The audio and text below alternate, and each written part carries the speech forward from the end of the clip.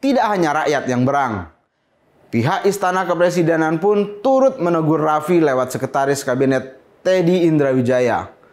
Orang kepercayaan Presiden Prabowo itu mengaku sudah kembali mengingatkan seluruh jajaran pejabat di Kabinet Merah Putih untuk semakin bijak dan berhati-hati, termasuk saat berkendara menggunakan mobil milik negara.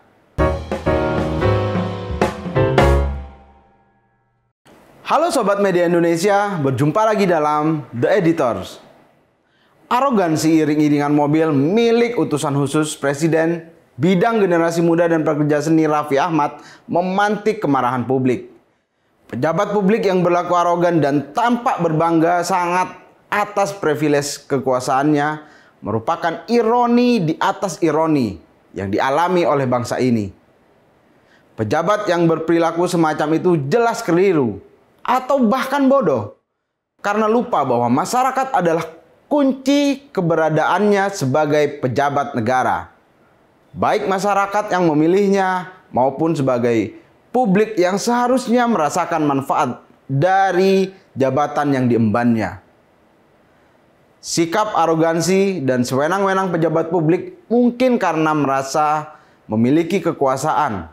Kekuasaan memang membuat seseorang merasa lebih penting dan mengurangi empati terhadap orang lain. Mereka mungkin merasa berhak untuk bertindak sesuka hati sebab merasa memiliki posisi sosial yang lebih penting dibandingkan dengan khalayak. Arogansi polisi pengawal mobil berplat RI 36 itu pertama kali diketahui saat viral di media sosial. Video yang merekam aksi anggota Patwal mengawal mobil dinas berplat RI 36 tersebut di sebuah jalanan di Jakarta saat kondisi macet.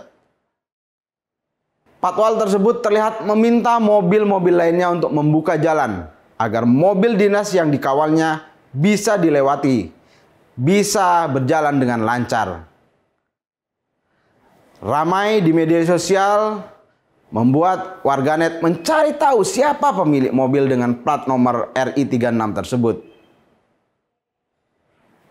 Beberapa hari menimbulkan tanda tanya. Kemudian berselang hari, Raffi Ahmad muncul memberikan klarifikasi.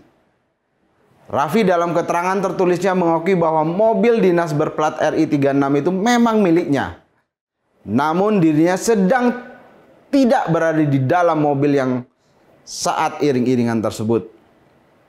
Tidak hanya rakyat yang berang. Pihak Istana Kepresidenan pun turut menegur Raffi lewat Sekretaris Kabinet Teddy Indrawijaya. Orang kepercayaan Presiden Prabowo itu mengaku sudah kembali mengingatkan seluruh jajaran pejabat di Kabinet Merah Putih, termasuk Raffi Ahmad, untuk semakin bijak dan berhati-hati, termasuk saat berkendara menggunakan mobil milik negara. Sudah diingatkan kembali semuanya agar semakin berhati-hati dan bijak saat berkendara, jelas Teddy. Pihak Polda Metro Jaya pun buka suara. Wakil Direktur Lalu Lintas Polda Metro Jaya, AKBP Argo Wiono, menjelaskan bahwa petugas dalam video itu adalah Brigadir DK. Saat itu terlihat gestur anggota sambil menunjuk seolah arogan. Kata Argo seperti dikutip mediaindonesia.com. Bahkan Argo juga telah menegaskan bahwa Polda Metro Jaya sudah melakukan klarifikasi kepada pengemudi taksi Alphard yang viral ditunjuk-tunjuk oleh Patwal tersebut. Berdasarkan hasil pemeriksaan, menurut Argo, sopir Alphard sudah mengakui tidak ada ucapan arogan yang dilontarkan dari Patwal tersebut. Gestur tunjuk-tunjuk yang dilakukan Patwal lantaran meminta sopir tersebut untuk maju dan tidak berhenti di tengah jalan. Namun, analis komunikasi politik Henry Satrio menyayangkan munculnya kontroversi dan cara komunikasi yang disampaikan oleh Raffi Ahmad. Menurutnya terdapat dua kontroversi dalam pernyataan Raffi Ahmad. Pernyataan Raffi yang menyatakan bahwa dirinya tak ada dalam mobil pada saat iring-iringan itu justru menantang akal sehat publik. Saya kutip pernyataan Henry. Terus kalau dia tidak ada di dalam mobil, mengapa mobil itu dikawal? Terus patwal itu mengawal mobil atau mengawal pejabat sebenarnya?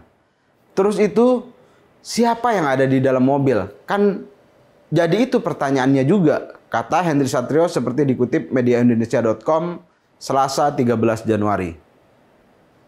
Begitupun pernyataan Raffi soal penyebar video iring-iringan yang sudah meminta maaf. Justru menimbulkan masalah baru. Menurut Henry Satrio, akan timbul persepsi di publik bahwa utusan presiden tersebut atau perangkat-perangkat yang menempel atau yang mendukung padanya itu seakan menekan masyarakat karena menyebarkan sebuah peristiwa. Hensat berpendapat masalah komunikasi pada Raffi ini pun sebelumnya terjadi pada Gus Miftah, utusan khusus presiden yang kini telah mengundurkan diri. Menurut Hensat, Miftah dinilai memiliki masalah komunikasi yang sama saat mengolok-olok pedagang es teh. Ia lupa bahwa ia merupakan utusan khusus presiden. Untuk itulah, desakan dari berbagai pihak, dari publik, agar presiden juga perlu segera mengevaluasi Raffi sebagai utusan khusus. Sebab dengan adanya evaluasi, hal itu penting untuk menunjukkan dan mengembalikan kepercayaan publik terhadap jabatan para pembantu presiden. Evaluasi itu juga penting agar kita bisa memastikan sosok yang mengisi jabatan utusan presiden tersebut merupakan sosok yang kompeten serta memberi kontribusi yang nyata, tak hanya menuai kontroversi seperti ini. Beruntunnya sikap arogan pejabat publik semacam ini menandakan bahwa banyak pejabat publik dan elit politik yang niradab, kerdil adab, merasa diri sebagai pusat dunia, superior, dan merasa berhak melakukan apa saja karena didukung oleh jabatannya sebagai pembantu presiden. Sudah sejak lama, sesat pikir ini memang menggerogoti para pejabat-pejabat. Mereka merasa ada di atas rakyat yang seharusnya justru menjadi tuan yang harus dilayani oleh para pejabat ini. Teladan mungkin kata yang amat sukar ditemukan ketika berbicara mengenai tabiat pejabat publik belakangan ini. Memang kita tidak bisa menggeneralisasi semua pejabat publik bertabiat seperti ini.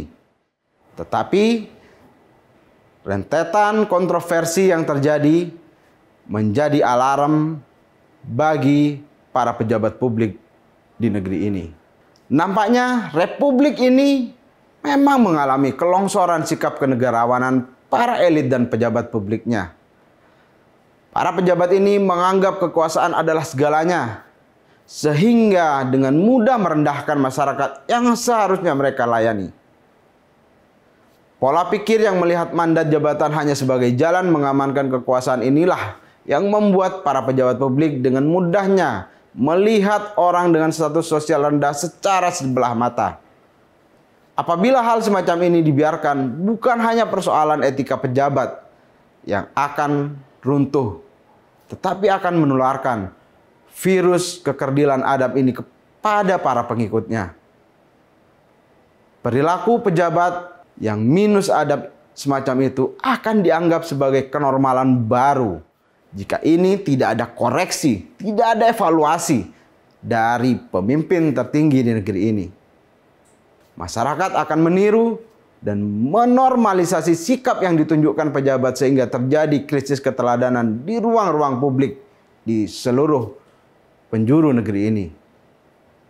Untuk itulah di tengah situasi Indonesia yang sedang tidak baik-baik saja ini, bangsa ini memerlukan pejabat publik yang sederhana dan mampu menjadi teladan. Akan sangat disayangkan ketika membiarkan ada seorang pejabat negara yang mempertontonkan kekerdilan adab dan etika semacam ini. Semestinya seorang pejabat negara itu hadir untuk mengayomi rakyat. Publik tentu berharap bahwa aksi kontroversial pejabat semacam ini tidak lagi terjadi.